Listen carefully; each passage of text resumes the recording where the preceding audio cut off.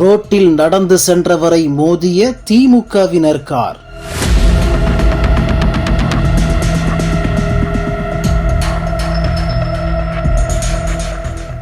அடித்து தூக்கி வீசப்பட்ட நபரை பார்க்க நிற்காமல் காரில் எஸ்கேப் ஆன திமுகவினர்.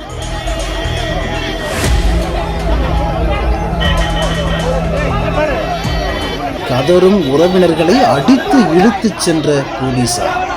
நாங்க ஓட்டு போட்டதால தான் நீங்க சிஎம், பாதுகாப்பு எல்லாம் உங்களுக்கு தானா, மக்கள் உயிருக்கு மதிப்பில்லையா என கதரும் உறவினர்கள். வடக்கு மண்டல திமுக இளைஞரணி சார்பில் நடத்தப்பட்ட மாநாட்டில் ஸ்டாலின் பங்கேற்றாரு.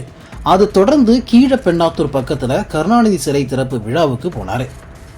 நூற்றுக்கணக்கான திமுகவினர் கார்ல கீழப்பெண்ணாத்தூருக்கு படையெடுத்தாங்க. அப்போ வேகமா போன காரு ரோட்டில் நடந்து போன ஸ்ரீனி என்பவர் மேல மோதிருச்சு. திருவண்ணாமலை சிறுநாத்தூர் பகுதியை சேர்ந்தவர் ஸ்ரீனி. கார்ல சிக்கி சுமார் 200 மீட்டருக்கு ஸ்ரீனி உடல் இழுத்து செல்லப்பட்டது. இதுல ஸ்ரீனி பரிதாபமா ஸ்பாட்டிலேயே இறந்துட்டாரு.